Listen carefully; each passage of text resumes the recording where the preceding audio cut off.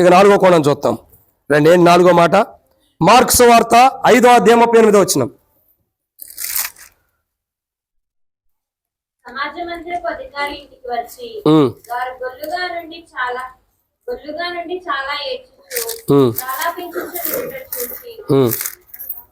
చదువమ్మా. లోపలికి పోయి మీరేలా గొల్లు చేసి ఏడ్చుచున్నారు, ఈ చిన్నది నిద్రించినవే గాని చనిపోలేదని వారితో చెప్పారు. చాలమ్మా. కాబట్టి ఇక్కడ 4వ కోణం చెప్పే వర్తమానం మీకు అర్థమవుతుందో లేదో.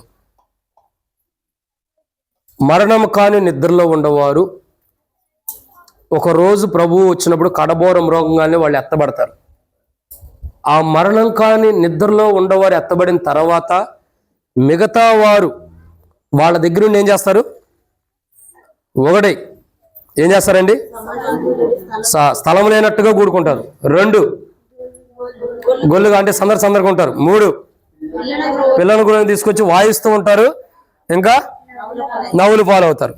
ఇక 4వ కోణం ఏంటంటే వాక్యం రాయబడుతుంది, ఏడ్చుచున్నారు. ఏం చేస్తున్నారండి? ఏడుస్తున్నారు.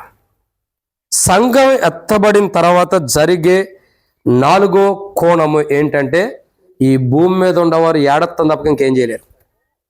ఏం చేస్తారండి? ఏడుపే. ఈ భూమి మీద ఉండవారికి ఏడుపు తప్పక మరొకటి ఉండదు. ఇప్పుడు సంఘముగా మనం కూడి సంఘ ప్రార్థనకు వచ్చినప్పుడు ఏడుస్తూ ప్రార్థన చేస్తాం. ఉపవాస ప్రార్థనకు వచ్చినప్పుడు ఏడుస్తూ ప్రార్థన చేస్తాం. ఇంకేదైనా కుటుంబాల్లో ప్రార్థన గుడికలు పెట్టుకుని ఏడుస్తూ ప్రార్థన చేస్తాం. ఇప్పుడు ఏడ్చేవారం అంతా ఏమవుతాం?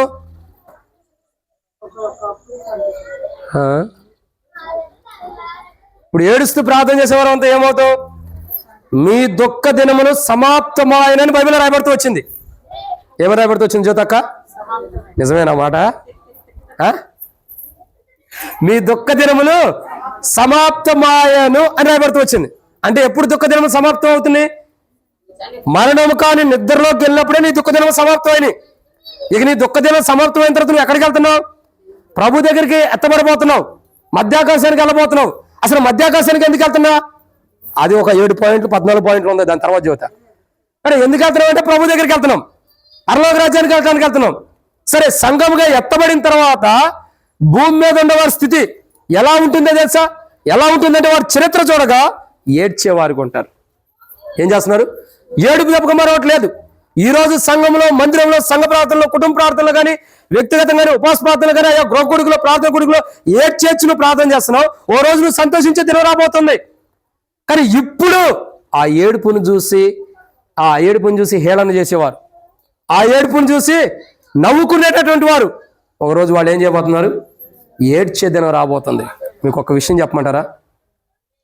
ఒక్కరోజు ఒక్క గడియలోనే ఈ ప్రపంచంలో, లోకంలో ఉన్న అందరూ కూడా ఏడ్చే దినం ఒకటి రాబోతుంది. మీకు అర్థమవుతుందండి? ఒక్కరోజు మీరు చెప్పండి. జనవరి 1 వస్తుంది కదా. జనవరి 1 అంటే ఏంటి? వాగ్దానాలు తీసుకునే రోజు, ప్రేమ విందు పెట్టుకునే రోజు. ఇంకా జనవరి 1 అంటే కొత్త బట్టలు కట్టుకునే రోజు, కొత్త సంవత్సరం వచ్చిందని మురిసిపోయే రోజు అంట. సరే, మంచిది. అయితే అంటే మిగతా నెలలో 1వ తారీఖు మనం మురిసిపోం. Job voter మురిసిపోతారక్క. ఎందుకంటే ప్రతి నెల 1వ తారీఖు శాలరీ వచ్చిందని వచ్చింది అనుకుంటారు. అనుకున్న మురిసిపోయే లోపలే ఈఎంఐలు కట్ అయిపోతాయి. ఆ నవ్వు కొంచెంసేపు కూడా ఉండదు. ఇక సర్లేండి, ఎందుకు దాని సంగతి మనకు వద్దు.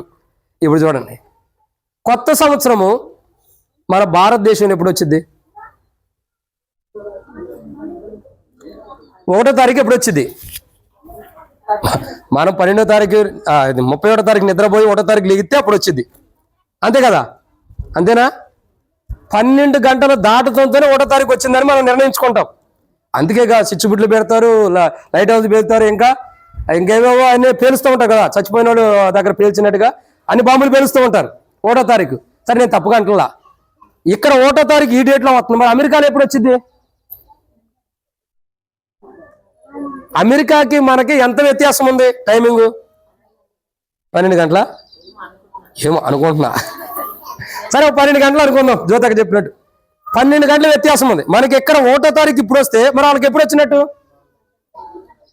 మధ్యాహ్నం కాదు, మనకంటే ముందర వాళ్ళే ఉండరు. అంటే వాళ్ళకు వచ్చిన 12 గంటలకి మనకు 1వ తారీఖు వస్తుంది. అంతేనా? మరి దుబాయ్కి మనకి ఎంత తేడా ఉంది టైము? 4 గంటలు.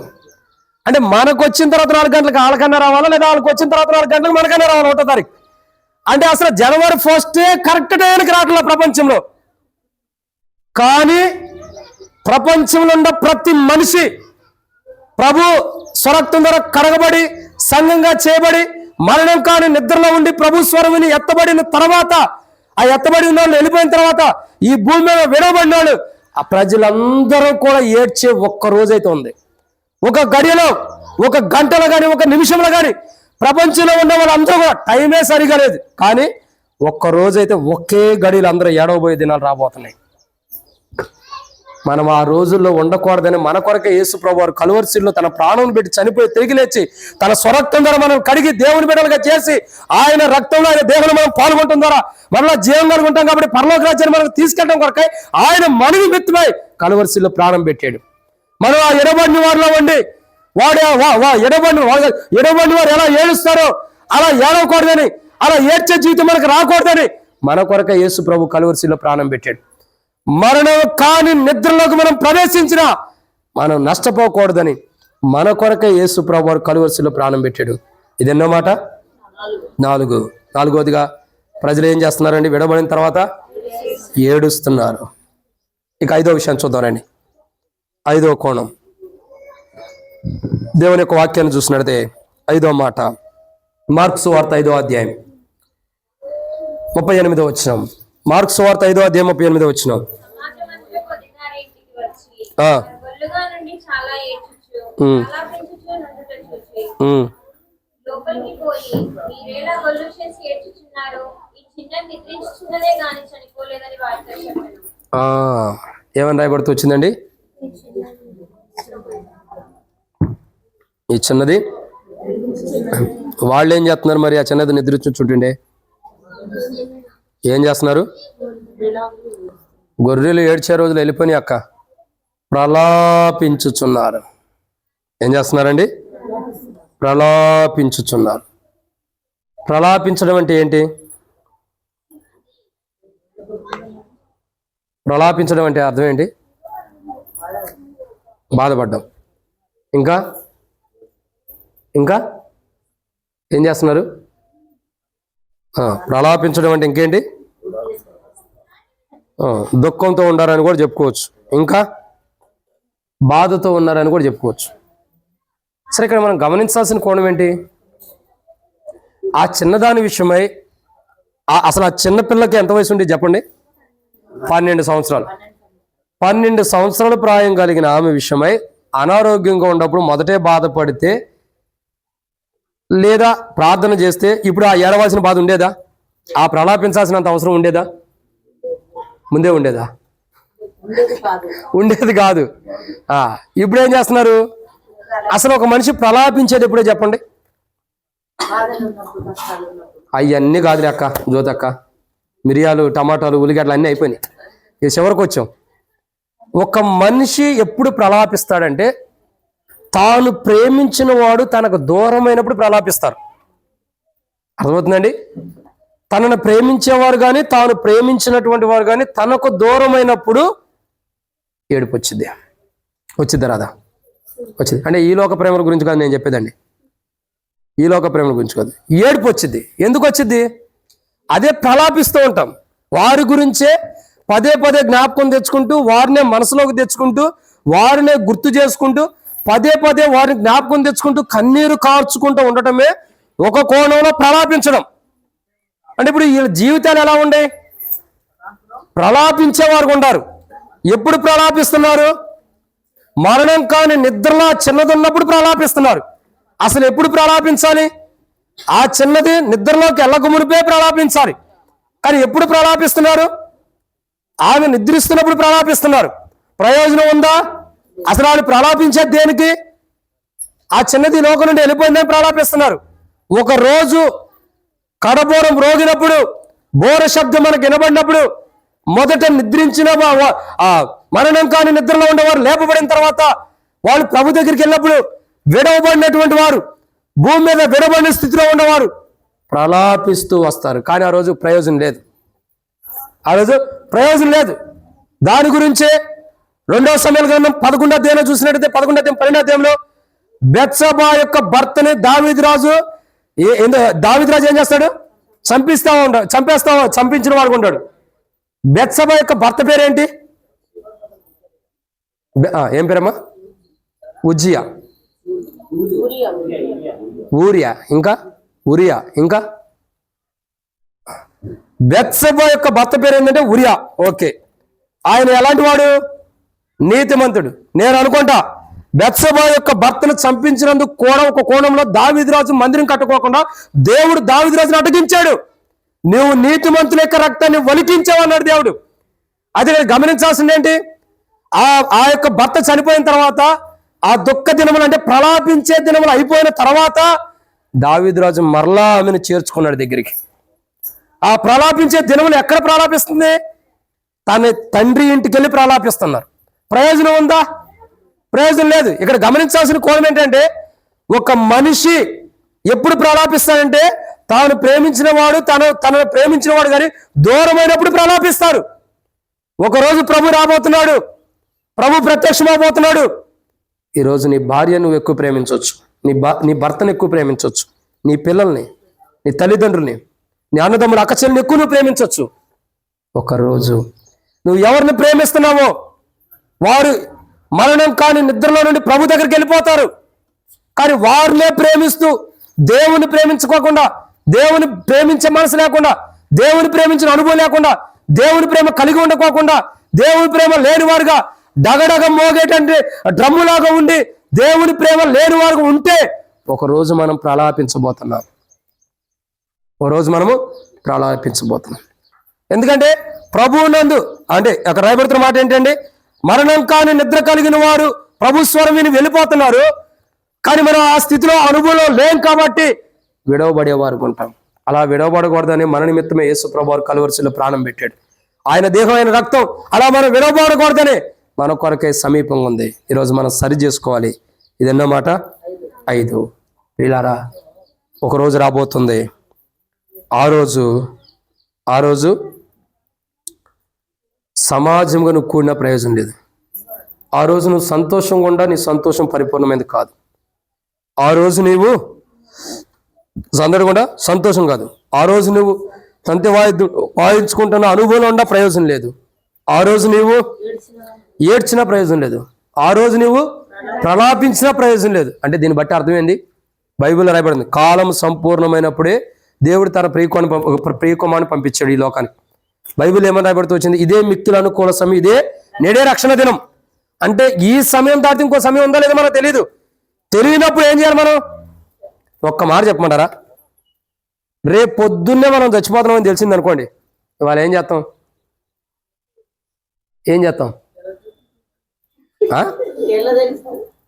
చెప్తున్నానక్క, అనుకోండి రేపు పొద్దున మనం చచ్చిపోతాం అనుకోండి, ఈ రోజు ఏం చేస్తాం?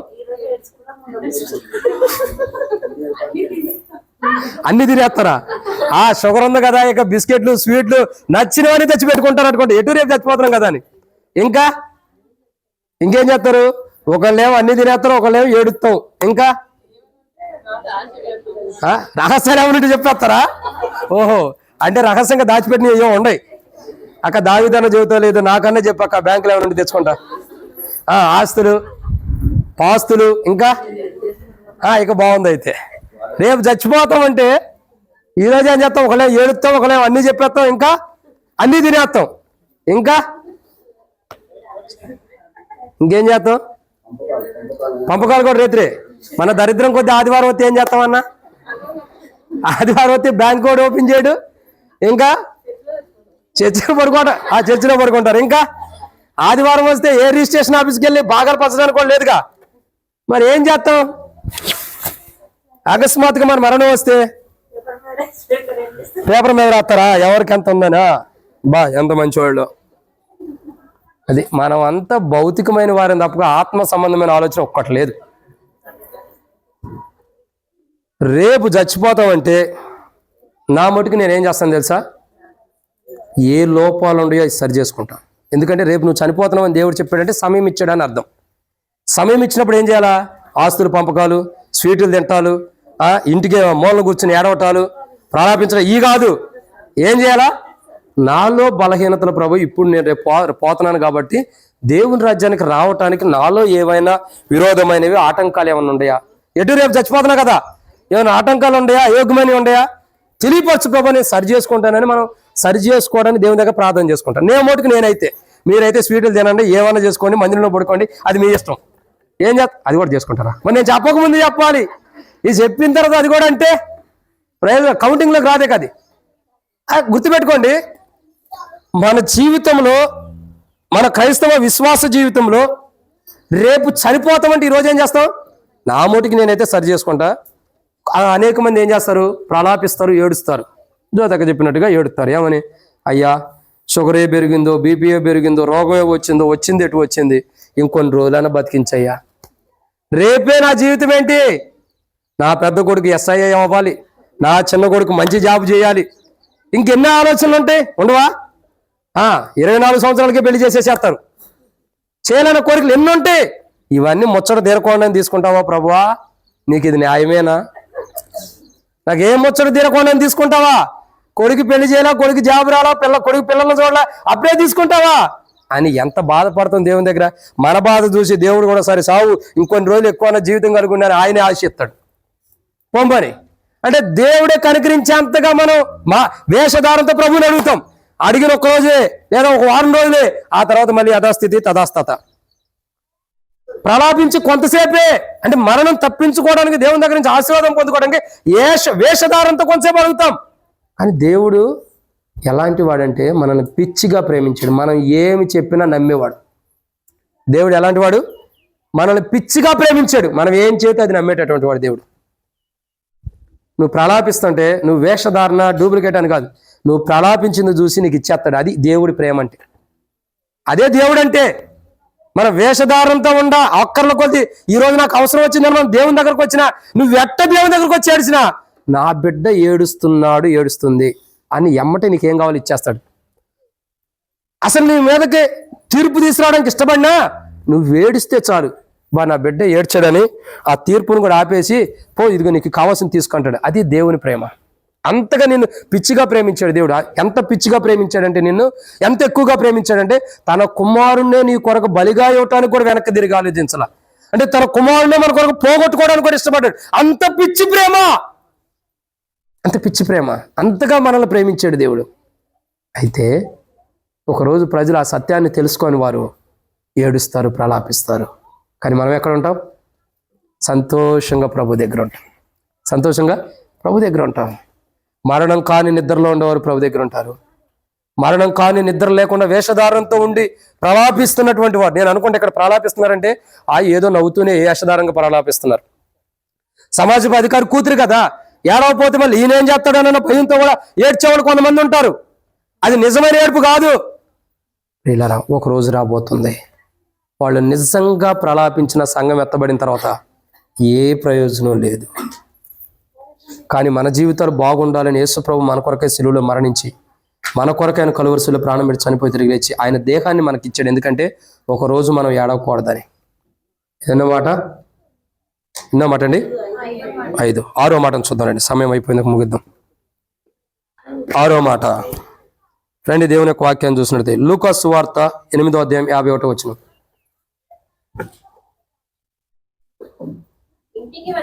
ఏంటి అక్కడ నుంచి నవ్వుకుంటున్నారు? రెండిటు చక్కగా చెరువు దాకెళ్ళి వచ్చినట్టున్నారు. చదవండి అమ్మా. లూకా సువార్త 8వ అధ్యాయం 51వ వచనం.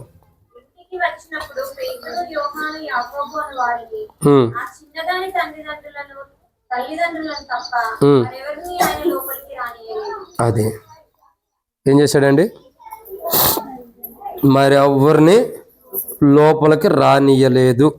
ఆ చిన్నదాని తల్లిదండ్రులు తప్పక మరెవ్వరినో కూడా లోపలికి రానియలేదు. అంటే అర్థం ఏంటి చూడండి, ఆ తల్లిదండ్రులు తప్పక మరెవ్వరిని లోపలికి రానియలేదు. రానినప్పుడు వీళ్ళు ఏం చేస్తున్నారు? మరి ఎక్కడ ఉన్నారండి? మరెవ్వరును లోపల రానిలేదు. 52వ వచనం ఏమన్నా చదవండి. ఆగక్క, ఇక అక్కడికి ఆగిపోదాం. ఏం చేస్తున్నారు? అందరూ రొమ్ము కొట్టుకుంటున్నారట. ఏం చేస్తున్నారు? బాదుకుంటున్నారు, గుండెలు బాదుకుంటున్నారు, రొమ్ములు కొట్టుకుంటున్నారు, అయ్యో అయ్యో అని. ఏమిటికి ఏమిటికి? చచ్చిపోయిందని. ప్రయోజనం ఉందా ఇప్పుడు? రొమ్ము కొట్టుకున్న ప్రయోజనం ఉందా? లేదని నేను ప్రకటన గ్రంథంలో ఒక మాట చూపిస్తా రండి. సంఘం ఎత్తబడిన తర్వాత రొమ్ము కొట్టుకున్న ప్రయోజనం లేదు. అంటే సంఘం ఎత్తబడిన తర్వాత గుండెలు బాదుకున్న ప్రయోజనం లేదు. చూడండి ప్రకటన గ్రంథం 1వ అధ్యాయం 7వ వచనం. The book of Revelation chapter 1:7. ఇదిగో ఆయన మేఘారుడే వచ్చుచున్నాడు, ప్రతి నేత్రము ఆయనను చూచును, ఆయనను పొడిచిన వారును చూచెదరు, భూజనులందరూ ఆయన చూచి రొమ్ము కొట్టుకుందరు. అవును, ఆ మాట మనం అనలేం.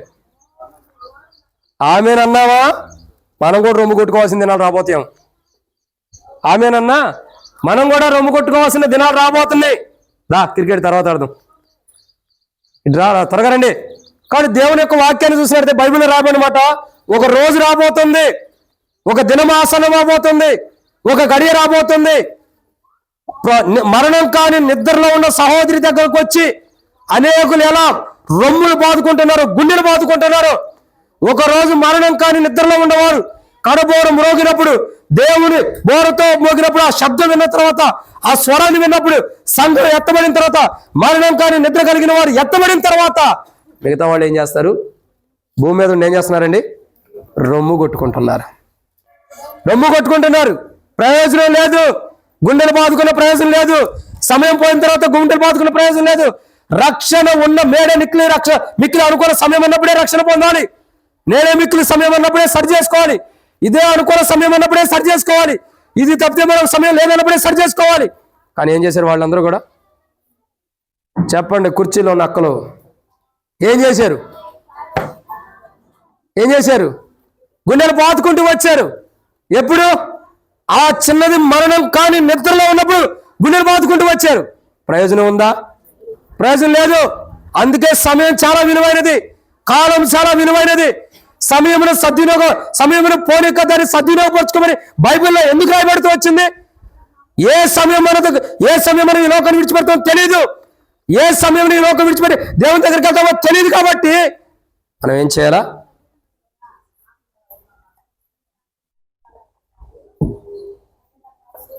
సమయం ఉన్నప్పుడే, కాలం ఉన్నప్పుడే, దేవుడు మనకు సమయం ఇచ్చినప్పుడే సరి చేసుకుంటే ఒక రోజు నువ్వు గుండెలు బాదుకునేదేనో రాదు. ఎందుకంటే నువ్వు మరణం కాని నిద్రలో ఉన్నావు కాబట్టి, ఎత్తబడతావు కాబట్టి ప్రభు దగ్గరికి వెళ్తావు. మరణం కాని నిద్రలో ఉన్నవారు ప్రభు స్వరం విన్నప్పుడు ప్రభు దగ్గరికి వెళ్ళిన తర్వాత విడవబడిన వారి స్థితి ఇదే. రొమ్ములు బాదుకుంటారు, గుండెలు బాదుకుంటారు. అయ్యో ప్రభా, అయ్యో ప్రభా, అయ్యో ప్రభా అంటే ఏమంటారు తెలుసా? నువ్వు గుండెలు బాదుకున్నా, రొమ్ములు బాదుకున్నా, గుండెలు పగిలిపోయేటట్టు బాదుకున్నా, రక్తాలు కారేటట్టు నువ్వు బాదుకున్నా, ప్రభు ఏమంటాడు తెలుసా? రండి, ప్రభు అనే మాట ఇప్పుడే చదువుతున్నా. ఎప్పుడు అనే మాట? మత్తయి సువార్త 25వ అధ్యాయం. మత్తయి సువార్త 25వ అధ్యాయం. ఆ రోజు ఏం జరగబోతుంది ఇప్పుడు చదువుతున్నా చూడండి. గుండెలు బాదుకునే దినం. ఆ రోజు ప్రభు ఎదుటి మనం గుండెలు బాదుకుంటుంటే ప్రభు ఏమనుకుంటున్నాడో చూడండి. మత్తయి సువార్త 25వ అధ్యాయం. మత్తయి సువార్త 25వ అధ్యాయం 11-12 వచనాలు. 12వ వచనంలో స్పష్టంగా ఉంది, 11వ వచనం కూడా చదవండి. అంతటా తలుపు వేయబడను. అంటే సంఘం ఎత్తబడిన స్థితి అయిపోయింది. మరణం కాని నిద్రలో ఉండేవారు లేపబడ్డారు, ప్రభు దగ్గరికి వెళ్ళిపోయారు. తలుపు డోర్ క్లోజ్. చెప్పండి, చదవండి.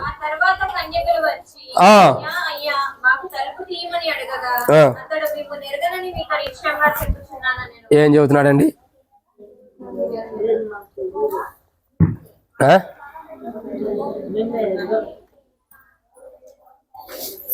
ఏమంటున్నాడు? అతడు మిమ్మును ఎరుగనని మీతో నిశ్చయముగా చెప్పుచున్నా. ఎవరితో చెబుతున్నాడు తెలుసా? డోర్స్ క్లోజ్ అయిన తర్వాత వచ్చి రొమ్ములు బాదుకుంటూ గుండె బాదుకునే వారితో చెబుతున్నాడు. ఏమని చెబుతున్నాడు? నేను మిమ్మల్ని ఎరుగని మీరు ఎవరైనా తెలీదు. ఏ ప్రభు కొరకైతే నువ్వు సిలువ వేయబడిన అనుభవం వచ్చావో, ఏ ప్రభు కావాలని దేవుని మందిరానికి వచ్చావో, ఏ ప్రభు కోసం అయితే కులము మతము భేదాభేదాలు లేకుండా కుటుంబంలో ఉంటూ కూడా అవమానాలు నిందలు ప్రభు నమ్మినందుకు అవమానాలు నిందలు భరించి దేవుని మందిరానికి వచ్చావో, ఏ ప్రభు కొరకైతే కులం నుండి వేయబడ్డావో, మతం నుండి వేయబడ్డావో, ఏ ప్రభు కొరకైతే లోకం నుండి వేయబడ్డావో, ఆ ప్రభువే. ఒకరోజు నేను మిమ్మల్ని ఎరుగనని మొహమాటం లేకుండా, నిశ్చంత లేకుండా, ఏ ప్రాబ్లం లేకుండా ధైర్యంగా యథార్థతతో మన ముఖం మీద చెప్పేస్తున్నాడు, నేను మిమ్మల్ని ఎరగను, మీరు ఎవరో నాకు తెలియదు. ఎవరు చెబుతున్నా మాట? ఏనా అందరూ అన్న ఎవరు చెబుతున్నారు? ఎవరు చెబుతున్నారు? కృష్ణమ్మక్క చెబుతావా? ఎవరు చెబుతున్నారు? కృష్ణమ్మక్కనా మీ పేరు? కృష్ణమ్మక్క చెప్పిద్ది. మిగతా వాళ్ళు ఎందుకు చెబుతున్నారు? ఏమన్నాడు అక్క ప్రభు? సరే ఇప్పటి నుంచి అన్నా ఏనండి, చివరి మాట అన్న, నేను మిమ్మల్ని ఎరుగనని చెబుతున్నాడు. అంటే అర్థం ఏంటి? ఎవరితో చెబుతున్నాడు? గుండెలు బాదుకుని రొమ్ములు బాదుకునే వారితో చెబుతున్నాడు, నేను మిమ్మల్ని ఎరుగను, మీరెవరో అసలు నాకు తెలీదు, మీతో నాకు సంబంధం లేదు, మీకు నాకు ఏ సంబంధం లేదు, కాబట్టి మీరెవరో నాకు తెలియదు, వెళ్ళిపోండి అంటున్నాడు.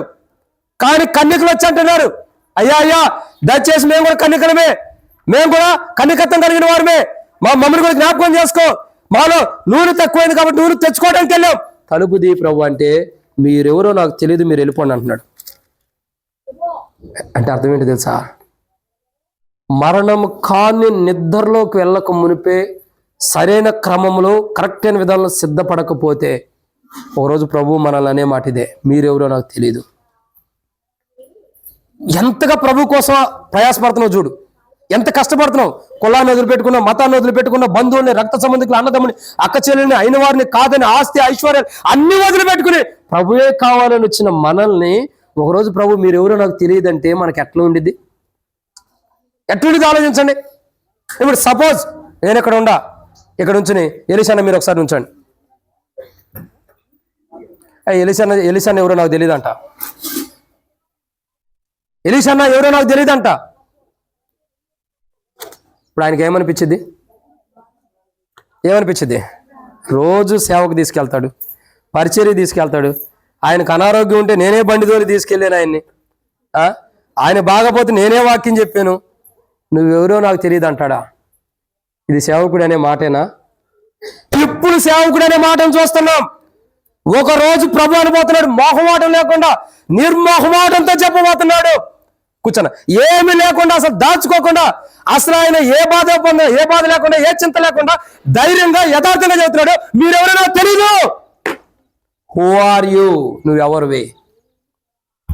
ఏమన్నాడండి? Who are you? నువ్వెవరవే? ఎవరవంటే ఎవరవని తిప్పుకుంటాడా? నీ గురించి సాక్ష్యం ఇచ్చేవాడే, నీ గురించి సాక్ష్యం పలికేవాడే, దేవుని ఎదుట, దేవుని దేవదూతల ఎదుట, ప్రజల ఎదుట, ప్రధానుల ఎదుట, అధికారుల ఎదుట, పాత నిబంధన కొత్త నిబంధన ప్రజల ఎదుట నీ నిమిత్తమే నా కుమారుడు నా కుమార్తెని సాక్ష్యం ఇవ్వబోతున్న వాడే నువ్వెవరో నాకు తెలియదు అంటున్నాడు. నీ గురించి సాక్ష్యం ఇచ్చేస్తే నువ్వెవరో తెలియదంటే ఇప్పుడు ఎక్కడికి వెళ్తావు? ఏం చేస్తావు? మరి ఇప్పుడు జీవితం ఏంటి? అప్పుడు పరిస్థితి ఏంటి? ఆ రోజు అలా గుండెలు బాదుకునే దినం రాకూడదనే అలాంటి అనుభవంలో ఉన్న మన జీవితాలు మార్చడానికి ఆయన శరీరం, ఆయన రక్తం మనకి సమీపంగా ఉంది. ఏం చేయాలి? ఇప్పుడు సరి చేసుకోవాలి. ఇన్నాళ్ళు తలలో నొప్పి ఉండేది, ఇప్పుడు తలలో చెమట పడుతుంది. ఏం చేస్తుంది? తలలో చెమట పడుతుంది. ఈరోజు మనం సంఘముగా సిద్ధపడాలి. ఏ సంఘము? హెబ్రోన్ సంఘము, బాప్తిస్ట్ సంఘం అని చెప్పకండి, అంతా ఒకటే, ఎత్తబడే సంఘముగా. ప్రియుడా, బాగా ఇంటికి వెళ్ళిన తర్వాత కూడా ఆలోచించు, బలలో పాల్గొనక ముందు కూడా ఆలోచించు. నువ్వు ఇంత ప్రయాసపడుతుంది దేవుని రాజ్యానికి వెళ్ళటానికి. నేను ఇంత వాక్యం చెప్పినా, మీరు ఇంతగా ప్రయాసపడి ఓర్చుకుని విన్న, గంటల తరబడి 30 గంట ముగించాల్సిన వాడు గంటన్నర చెప్పినా మీరు ఆసక్తిగా వింటున్నారు, మనసులో బాధ ఉండగానే. మరి ఇంతగా వింటున్న మీరు దేవుని రాజ్యానికి వెళ్ళేటప్పుడు మీరు ఎవరో నాకు తెలియదని ప్రభు అంటే ఎక్కడికి వెళ్తాం? తిరిగి భూమి మీదకి రావడానికి లేదు, అట్లా అని చెప్పి పరలోకానికి వెళ్తానికి లేదు. మరి ఎట్లా ఉంటుంది మన పరిస్థితి? 2 పడవల మీద కాలు వేసిన వారిలాగా, రైట్ సైడ్లో పడవ రైట్ సైడ్కి వెళ్ళిపోతుంది, లెఫ్ట్ సైడ్లో పడవ లెఫ్ట్ సైడ్కి వెళ్ళిపోతుంది. ఇప్పుడు నడి మధ్యలో ఉండవు. నువ్వెవరో నాకు తెలియదు అన్నాడు నేను రక్షించాల్సిన వాడు. సముద్రంలో మునిగిపోతున్న పేతురు చేయించిన వాడే, కాపాడేవాడే, నువ్వెవరో నాకు తెలియదు అంటే ఏమవుతావు అన్నది మీ యొక్క జ్ఞానమునికే అప్పచెబుతున్నా. ఒకరోజు అది జరగబోతుంది. మరణం కాని నిద్రలో ఉండేవారు ఎత్తబడిన తర్వాత ఇది జరగబోతుంది. అలాంటి స్థితిలోకి నీవు నేను రాకూడదని ఇప్పుడే బల దగ్గర సరి చేసుకుంటే, అలాంటి స్థితిలో మనం రాకూడదని తన దేహాన్ని తన రక్తాన్ని మనకు సమీపంగా ఉంచాడు సరి చేసుకోవడానికి. సరైన విధంగా సరి చేసుకుని పాల్గొంటే దేవుని రాజ్యం, లేకపోతే నష్టపోతాం. సంఘంగా ఎత్తబడకపోతే ఎంత క్రైస్తవ జీవితాన్ని జీవించిన ప్రయోజనం లేదు. ఇంత కొత్త మందిరాన్ని కట్టించుకున్నాం, అవి అన్నీ వచ్చేసినాయి మెటీరియల్. వచ్చే ఆదివారం ఈ గుడ్లు ఇవన్నీ ఉండవేక క్లోజ్ ఒక నూతనమైన మందిరంలాగా మనం చూస్తాం. మరి అంత మందిరం కట్టించుకుని ఇంత కష్టపడి మనం చేసిన ఇన్ని ప్రార్థనలు చేసే మందిరం కోసం, కానీ దేవుని దగ్గరికి వెళ్తే నువ్వెవడో తెలియదు అంటున్నాడు. మరి ఏంటి ప్రయోజనం ఏముంది? అర్థం చేసుకో. ఇంత వాక్యం దేని కొరకంటే సమయం తీసుకుంటుంది కూడా ఎట్లా కొట్టైనా ఏదో ఒక నిమిషంలో దేవుడు నీతో మాట్లాడితే నువ్వు దేవుని రాజ్యం కొరకు సిద్ధపడతావని. లేదా నాకేంటి, ఒక 45 నిమిషాలు వర్తమానం చెబితే ఒక రోజు ఆయుష్ మానవుడు తగ్గినట్టు. ఒక టేబుల్ వర్తమానం దాదాపు 1:30 ఉండిద్ది, అంటే 2 రోజుల ఆయుష్ నాకు తగ్గినట్టు. అయినా ఆ తగ్గే ఆయుష్ వైపు నేను చూడట్లా, బలహీనంగా ఉన్న అనారోగ్యంగా వర్తమానం ఆపట్లా. ఎందుకని? ఏదో ఒక రోజు దేవుడు నీతో మాట్లాడితే సిద్ధపాటు కలిగి దేవుని రాజ్యం కూడా సిద్ధపడి ఉంటే ప్రభు వస్తే ఆ రోజు నువ్వు వెళ్ళాలని నేను అనుకుంటా. ప్రతి ఆదివారం అయ్యేదాకా కాపాడు ప్రభు అనుకుంటా. ఎందుకు? ఆదివారం టేబుల్ వర్తమానం అయిన తర్వాత నువ్వు రా అని నా మనసులో నేను అనుకుంటా. ఎందుకంటే సంఘం సిద్ధపాటులో ఉంటారు, సరి చేసుకుని ఉంటారు. కాబట్టి ఆదివారం టేబుల్ వర్తమానం బలంలో పాల్గొన్న తర్వాత నువ్వు వస్తే నాకు సంతోషం ప్రభు. ఎందుకంటే వీళ్ళు అప్పుడు సిద్ధపడి ఉంటారు కాబట్టి వెళ్ళిపోవచ్చు దేవుని రాజ్యానికి నా కోరిక. ప్రతిరోజు నేను అదే ప్రార్థన చేసుకుంటా. ఒక వర్తమానం సిద్ధపడ్డానంటే ఆ వర్తమానం ప్రజలు విని వాళ్ళు సరి చేసుకునేంత వరకు కూడా అందరికీ టైం ఇవ్వమని నేను ప్రార్థన చేసుకుంటా. ఎందుకంటే ఆ బల్ల దగ్గర వాళ్ళు సరి చేసుకుని బల్ల పాల్గొంటే ఏ ప్రభు వస్తే చాలు దేవుని రాజ్యానికి వెళ్ళిపోతారని నా కోరిక. అది నేను ఎదురు చూసేది ప్రతి ఆదివారం దాని కొరకే. అందుకే ఒక్కొక్కసారి తీర్మానాలు కూడా చేపిస్తూ ఉంటాం, సిద్ధపడిన వారు చేయొద్దండి. పిల్లారా గుర్తుపెట్టుకోండి, ఎక్కిళ్ళు రావటం కాదు, వాక్యం గుర్తుపెట్టుకోండి. ప్రభువు రాకడ సమీపిస్తుంది, కడబోరం రోగబోతుంది, బోర శబ్దం వినబోతున్నాం. ఎత్తబడే దినాల్లో ఉండాం. ఏం చేయాలా? రొమ్ము కొట్టుకునే పరిస్థితులు మనకు రాకమునిపే సరి చేసుకోవాలి. కానీ క్రీస్తు మహిమ కొరకాయ మరణం కాని నిద్రలో ఉన్న వారి దగ్గర ప్రజలు ఎలా ఉంటారు? రొమ్ము కొట్టుకునే వారు ఉంటారు. అలా మనం ఉండకూడదని మన జీవితాల కొరకు ఆయన దేహాన్ని సమర్పించాడు కాబట్టి ఇప్పుడే సరి చేసుకున్న బల్లో పాల్గొనటం కొరకాయ సరి చేసుకుందాం. ఇది ఎన్నో మాట? 6. 7వ విషయాన్ని చూద్దానండి. మార్క్స్ సువార్త 5వ అధ్యాయం 40వ వచనం. అందుకు వారు ఆయనను అపహసించిరి. అయితే ఆయన వారిని అందరినీ బయటకు పంపివేసి ఆ చిన్నదాని తల్లిదండ్రులను తనతో ఉన్న వారిని వెంట పెట్టుకొని ఆ చిన్నది పరుండి ఉన్న గదిలోనికి వెళ్ళి ఆ చిన్నదాని చేయి పట్టి తల్లి తాకుని అని ఆమెతో చెప్పారు. చాలమ్మా, త్వరగా ముగిచ్చేద్దాం. 7వ మాట ఏంటంటే, వాక్యం రాయబడుతున్న మాట అక్కడ ఏం జరుగుతుందో చదవండి. అందుకు వారు ఆయన అపహాసించరి. అయితే ఆయన వారిని అందరినీ బయటికి పంపివేసి ఆ చిన్నదాని తల్లిదండ్రులను తనతో ఉన్న వారిని వెంటబెట్టుకొని ఆ చిన్నది పరున్న గదిలోనికి వెళ్ళి. చివరి మాట ఏంటి? చివరిగా ఏంటి ఆ మాట? గదిలోనికి వెళ్తాం కాదు, అది ఆరాధనలో విన్నావు అక్క. బయటికి పంపించేసేసాడు. ఎవరిని బయటికి పంపాడు? ఇక్కడ చాలా మర్మం ఉంది, మీరు బాగా మనసు పెట్టి వినండి. ఇప్పటి వరకు విన్న వర్తమానం వేరు, ఈ మర్మం వేరు. ఆయన లోపలికి వెళ్ళాడు. ఏం చేశాడు? అందుకు ఆయన అపహాసించి సరే, అది వేరే కోణం. ఆయన వారిని అందరినీ బయటికి పంపించారంట. ఎక్కడ ఉన్న వారిని? ఆ గదిలో చిన్నదాని దగ్గర ఉన్న వారందరినీ బయటికి పంపించేశాడు. మరి ఆ గదిలోకి ఎవరిని తీసుకెళ్ళాడు? ఎవరు వెళ్ళారండి? యేసు ప్రభువారితో ఉన్న పేతురు, యాకోబు సహోదరుడు యోహాను, వీళ్ళ ముగ్గురు యేసు ప్రభువారితో లోపలికి వెళ్ళారు. వీళ్ళతో పాటు ఇంకెవరు వెళ్ళారు? చెప్పాక యేసు ప్రభు అని మళ్ళీ చెబుతారు. యేసు ప్రభువారు, పేతురు, యోహాను సహోదరుడైన యాకోబు, తర్వాత తల్లిదండ్రులు వెళ్ళారు. ఇంకెవరు వెళ్ళారు? ఎవరు వెళ్ళారు? చిన్నది కూడా వెళ్ళింది లోపలికే. ఆమె నిద్రించుతున్నామని ఎట్ట వెళ్ళింది? సజీవుడుకుంటే ప్రభు ఆ ఇంటికి ఎందుకు వెళ్ళేవాడు? ఇంకెవరు వెళ్ళారు? ఎవరు వెళ్ళా. ఇంకెవరు కూడా వెళ్ళాల. ఇక్కడ గమనించాల్సింది ఏంటో తెలుసా? చక్కగా అర్థం చేసుకోండి. అయితే ఆయన వారిని అందరినీ బయటికి పంపేశాడు. ఎవరిని అందరినీ బయటికి పంపాడు? రొమ్ము కొట్టుకోవడం కాదమ్మా, లోపట ఉండి విశ్వాసం లేని వారందరినీ బయటికి పంపాడు. మరి ఎవరిని ఉంచాడు అక్కడ? విశ్వాసం కలిగి ప్రభు మీద ఆధారపడిన వారిని ఉంచాడు. మీకు ఇక్కడ అర్థమవుతుందండి? ఏం చేశాడు? బయట పంపించేసాడు. ఎవరిని? అక్కడ ఉండవాళ్ళ తల్లిదండ్రులను తప్పగా, ఇంకా తనతో పాటు తన శిష్యుల్ని తప్పగా ఇంకెవరిని ఉంచరు అక్కడ. అందరూ ఒకటే అన్నాడు, ఆల్ గెట్ అవుట్స్ అన్నాడు. All are people get out అన్నాడు. అందరిని బయట పంపించేసాడు. వెళ్ళిపోండి మీరు బయటకని. మరి వాళ్ళని ఎందుకు ఉండమనలేదు అక్కడ? అక్కడ వాళ్ళు ఉండటానికి యోగ్యులు కారు, ఆ స్థలంలో ఉండటానికి యోగ్యులు కారు, ఆ ప్రాంతాలు ఉండటానికి యోగ్యులు కారు, ఆ స్థలంలో నిలబడటానికైనాను కూర్చోటానికైనాను వాళ్ళు ఏమి చేయటానికైనా వాళ్ళు యోగ్యులు కారు. అందుకే యేసుప్రభువు వారిని బయటికి వెళ్ళండి పంపించేస్తున్నాడు. ప్రియులారా గమనించండి, దేవుని రాజ్యానికి నిష్ప్రయోజకమైనది, అపవిత్రమైనది, నిషేధమైనది ఏది కూడా రాదు. దేవుని రాజ్యంలోకి నిషేధించబడినది ఏది రాదు. అది బయటికి పడవేయబట్టమే కానీ లోపలికి రాదు. అది బయట పడవేయబట్టం కానీ లోపలికి రాదు.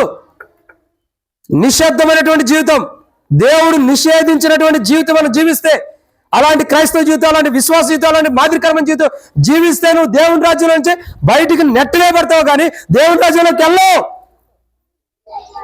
సంఘముగా నువ్వు ఎత్తబడాలంటే యేసు ప్రభు, అక్కడ ముగ్గురు వ్యక్తులు కనపడుతున్నారు. ఒకటి యేసు ప్రభు, రెండోది ఎవరు? యేసు ప్రభు వారి శిష్యులు. మూడోది ఎవరు? తల్లిదండ్రులు. వాళ్ళు ముగ్గురు ఎందుకు కనపడుతున్నారు? వాళ్ళు ఉండటానికి అర్హులు. అక్కడ ఉండటానికి వాళ్ళు యోగ్యులు, అర్హులు కాబట్టి వాళ్ళు ఉంటున్నారు. మరి మిగతా వాళ్ళకి యోగ్యత లేదని ఉండటానికి అర్హమైన వారు కాదు, యోగ్యమైన వారు కాదు. అందుకే వాళ్ళు బయటికి నెట్టివేయబడుతున్నారు. ఈరోజు గమనించాల్సిన విషయం ఏంటి తెలుసా? సంఘముగా మరణం కాని నిద్రలో ఒకవేళ మనం వెళ్ళినా, మనం ఎత్తబడాలంటే, ప్రభువుని కలుసుకోవాలంటే, ఆయన దగ్గరికి చేరాలంటే, మన జీవితంలో, మన యొక్క విధానంలో, మనం జీవించే క్రైస్తవ జీవితంలో ప్రభు ద్వారా బయటికి నెట్టివేయబడిన అనుభవం మనకు ఉండకూడదు. ఒకవేళ ప్రభు ద్వారా నెట్టివేయబడిన అనుభవం, ప్రభు ద్వారా బయటికి వెళ్ళగొట్టిన అనుభవం మనకు ఉంటే, ప్రభుయే మనల్ని వెళ్ళగొడితే ఇంకా దేవుని రాజ్యాన్ని పిలిచేవాడు ఎవడు ఉన్నాడండి? ఎవరు మనల్ని దేవుని రాజ్యాన్ని తీసుకెళ్తారు? ఎవరు మనల్ని తీసుకెళ్లేవాళ్ళు ఉంటారు? ఇక్కడ చాలా మంది ఉన్నారు. నిద్రపోయే వాళ్ళు ఉంటారు, మేలుకున్న వాళ్ళు ఉంటారు. మంచిది. సహోదరులైనా సహోదరులైనా మీతో చాలా మంది స్నేహం చేసేవాళ్ళు ఉంటారు. ఉంటారా లేదా? ఇక్కడే కాదు, చాలా చోట్ల ఉంటారు. ఎంత స్నేహం ఉండిద్దంటే, ఈరోజు నువ్వు మందిరానికి వస్తున్నావు అక్క అంటాం. నడు నొప్పి వచ్చింది అక్క, ఈరోజు రాలేను. ఎమటేమకి తలనొప్పి వచ్చింది. ఏ నొప్పి వచ్చింది? తలనొప్పి. ఆమె వస్తే నేను మందిరానికి వస్తలేతున్నాను.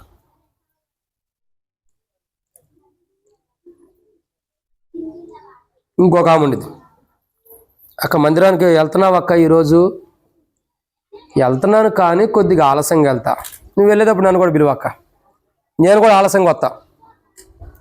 మరికొందరు ఉంటారు, మందిరానికి వెళ్తున్నా అక్క, మందిరానికి వెళ్తున్నావు అంటే టైం అయిపోయిందా, మేము మందిరానికి వెళ్తున్నాం అక్క, నేను కూడా వస్తా, టైం అయిపోయింది కదా వెళ్దాం పద. ఇప్పుడు ఈ ముగ్గురులో ఎవరు యోగ్యులు? నువ్వు వెళ్తున్నావంటే వెళ్తల్లా, నేను వెళ్తల్లా. నువ్వు వెళ్తున్నావంటే ఆలస్యంగా వెళ్తున్నా, నేను ఆలస్యంగా వస్తా. ఇంకోటి ఉంటారు, నేను టైం అయిపోయింది మందిరానికి వెళ్తున్నా, నేను వస్తాను ఇప్పుడు. మరి వీళ్ళు ముగ్గురులో యోగ్యులు ఎవరు? మూడో వారిని మొదట తీసుకురండి.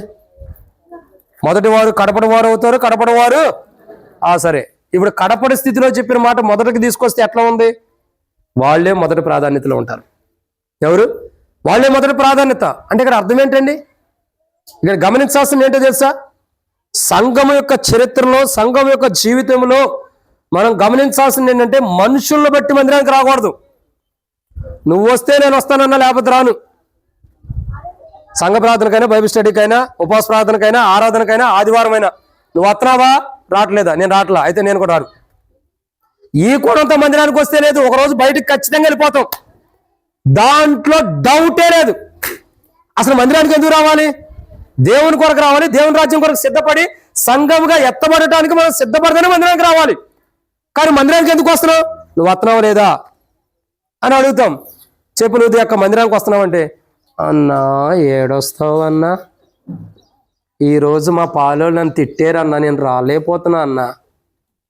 రాలేకపోతే లాసే కూడా రాదు, లాసే కూడా రాకపోతే పోచమ్మకు కూడా రాదు, అయిపోయా. అంటే మనం ఏంటంటే ఒక విధానంలో వెళ్ళిపోతున్నాం, ఒక ఆలోచనలో వెళ్ళిపోతున్నాం. జాగ్రత్త గుర్తుపెట్టుకో, వాళ్ళు వీళ్ళు అని కాదు. అమ్మ నువ్వు బాధపడవాకు, మళ్ళీ నువ్వు ఊరికి అడిగే వరకు ఇబ్బంది. కాబట్టి వాళ్ళు వీళ్ళు అని కాదు, మనం రావాల్సింది నా రక్షణ జీవితాన్ని కాపాడుకుని దేవుని రాజ్యానికి వెళ్ళడానికి మనం చేయాలి. వాళ్ళ కొరకు వీళ్ళ కొరకు ఎదురు చూపులు కాదు, వాళ్ళు వస్తే నేను వస్తే వీళ్ళు వస్తే కాదు. నీకై వాళ్ళు వెళ్తే పరలోకానికి వెళ్తావు, నువ్వు వాళ్ళు వెళ్తే పరలోకానికి వెళ్తావు అంటే వాళ్ళని దేవుడు పరలోకానికి తీసుకెళ్తాడు. మరి నిన్ను దేవుడు ఆపేస్తే ఏం చేస్తావు? మరి దేవా వాళ్ళు నేను ఓటే కదా ప్రభావ, వాళ్ళు పరలోకానికి వచ్చాను, నేను రాలేదంటే ఆగిపోతావా? అప్పుడు ఏడుస్తావు. ఏమని? వాళ్ళు పరలోకానికి వెళ్ళారు నాతో పాటు ఉండి, నేను వెళ్ళలేకపోయానని. అలా వద్దని ప్రభు అంటున్నాడు. అలాంటి జీవితం కలిగి బయటికి నెట్టబోయబడదాకా ఎందుకు తెచ్చుకోవాలి? లోకంలో సామెత ఉంది, తాడు తెగేదాకా ఉండకూడదంట. ఏందాకా? లాగే తాడు తెగిపోయేంత వరకు ఉండకూడదు. అది తెగిపోక ముందు దాన్ని జాగ్రత్తలు తీసుకోవాలి. ఎంతవరకని లాక్కుంటూ వస్తా, ఎంతవరకని ముగించుకోవడానికి ముగింపు చేస్తున్నా, ఎంతవరకు లాక్కుంటూ వెళ్తున్నావు? జాగ్రత్త, ఒక గడియ రాబోతుంది. అపోస్తలుడైన పౌలు తెస్సలోనికీయులకు రాసిన మొదటి పత్రిక 4:15 చెప్పబడినట్లు 16 చెప్పబడినట్లు, ఇదిగో ప్రభు పరలోకం నుండి దిగి వస్తున్నాడు, ప్రధాన దూత శబ్దంతో దేవుని పోరుతాను, పరలోకం నుండి దిగి వస్తున్నాడు అనే శబ్దం వినబడబోతుంది. కడబోర మోగబోతుంది. ఆ మోగిన తర్వాత ఎలా ఉండిద్దో నీ యొక్క ఊహకే అన్ని అప్పగిస్తున్నా. ఎలా ఉండబోతుందో చూడండి. ఎవరు అవసరంలా, నా మటుకు నేను మందిరానికి వెళ్ళాలి, నా మటుకు నేను మందిరంలో ఉండాలని ఆశ మనకు ఉండాలి. వాళ్ళు వీళ్ళు వస్తారని కాదు, వాళ్ళు వీళ్ళు రావాలని కాదు. నేను మందిరానికి వెళ్ళాలి, నేను దేవుని సన్నిధికి వెళ్ళాలి, నేను ఇప్పుడు సంఘముగా సిద్ధపడాలి. ఇక నాకు వేరే వాళ్ళతో సంబంధం లేదు. నువ్వు సిద్ధపడిన తర్వాత పక్కనోడి గురించి ఆలోచించు. నువ్వు సిద్ధపడిపోతే పక్కనోడి గురించి ఎలా ఆలోచిస్తా? అవకాశం లేదు కదా. కానీ నేను సిద్ధపడాలి, ఇప్పుడు ఎత్తబడే సంఘంగా నేను ఉండాలి, దేవుని రాజ్యం కొరకే నేను వెళ్ళిపోవాలి. ఇక నాకు వేరే వాళ్ళతో వద్దు, నా మటుకు నేను దేవుని రాజ్యానికి వెళ్ళిపోవాలి. డైలీ పోర్షన్ ఒక మాట చదివి నేను ముగిచ్చేస్తున్నా చెప్పి. అందరూ డైలీ పోర్షన్ చదువుకునే వాళ్ళు ఎవరైనా ఉండారా? వ్యక్తిగతంగా మీరు బైబిల్ చదువుకునే వాళ్ళు ఉండేవాళ్ళు చేతులు ఎత్తండి. వ్యక్తిగతంగా మీ డైలీ పోర్షన్ పక్కన వాళ్ళు కూడా వచ్చి చదువుతారా? నేను చెప్పింది అర్థమైంది లేదు. మన డైలీ పోర్షన్ మనం చదువుకుంటాం, పక్కన వాడు కూడా వచ్చి నీ డైలీ పోర్షన్ నేను చదువుతారా కూర్చోంటాడా? ఎవరు డైలీ పోర్షన్ వాళ్ళు చదువుకుంటారు. ఎవరు రక్షణ వాళ్ళు కాపాడుకోవడమే, ఎవరికి వాళ్ళు పరలోకానికి వెళ్తాను సిద్ధపడతామే. నాది నువ్వు నీది నాది అనుకోవడానికి లేదు. బుద్ధి లేని కన్యకలు, బుద్ధి గల కన్యకల దగ్గరకు వచ్చి ఏమన్నారు? మాకు కొంత నూనె అన్నారు. తెలియగలిగిన కన్యకలు ఏమన్నారు? ఇది నీకు మాకు సాలదు లెక్క, నువ్వు వెళ్ళి తెచ్చుకోపో, నీకు ఇస్తే మాకు సాలదు, మేము వెళ్తాం, నువ్వు తరగతి రా అన్నారు. ఈ అక్కడ ఊర్లోకి వెళ్ళి నూనె తీసుకొచ్చేటప్పుడు ఏమైంది? ఆ అన్న తలిపేసాడు. ఏ అన్న? యేసు ప్రభువారు. వేసేసాడు. తెలియగలిగిన వారు అలా ఉంటారు. తెలియగలిగిన వారు ఎలా ఉంటారు? నా రక్షణ నేను కాపాడుకోవాలి. తెలివి తక్కువైన వారు నీ దగ్గర ఉందిగా కొద్దిగా అంటారు. తెలియగలిగిన వారు ఇది నీకు నాకు సాలదులే కానీ ఎందుకు ఇద్దరు సాలదంట, వెళ్ళి నువ్వు వెళ్ళి తెచ్చుకోపో అంటారు. జాగ్రత్త. యేసు ప్రభువారు అక్కడ ఉన్న వారందరిని బయటకు పంపాడు. ఎందుకు తెలుసా? వాళ్ళు అక్కడ యోగ్యులు కాదు ఉండటానికి. అక్కడ ఉండడానికి యోగ్యమైన వారు కాదు. యోగ్యమైన స్థితి వాళ్ళకి లేదు. ఆ ప్రాంతంలో, ఆ స్థలంలో వాళ్ళు ఉండే యోగ్యత వాళ్ళకి లేదు. అందుకే మీరు ఇక్కడ ఉండడానికి యోగులు కాదు కాబట్టి ఈ గదుల నుండి బయటికి వెళ్ళమని బయటకు పంపించాడు. యేసు ప్రభువారు ఒక రోజు నిన్ను నన్ను ఈ పరలోకమైనటువంటి స్థానంలో, పరలోకంలో నువ్వు ఉండడానికి యోగ్యులు కావాలి, నిన్ను నన్ను బయటకు పంపక మునిపే మనలో ఉన్న లోపాలు సరి చేసుకోవడానికి ఆయన దేహం మనకు మధ్యలో ఉంచాడు. అసలు ఆయన ఎంత గొప్పవాడో చూడండి. ఆ పరలోకానికి మనం వెళ్ళకోకుండా అడ్డగించే జీవితం ఏమైనా ఉండిద్దామనని సరి చేసుకోవడానికి మళ్ళీ ఆయనే ఎవరైతే పరలోకానికి వెళ్ళకుండా ఆపుతున్నాడో ఆయనే పరలోకానికి వెళ్ళటానికి కూడా ఒక మార్గం కూడా భూమి మీద చూపించలేడు పరలోకానికి. మీకు అర్థమవుతుందని నేను చెప్పే మాట.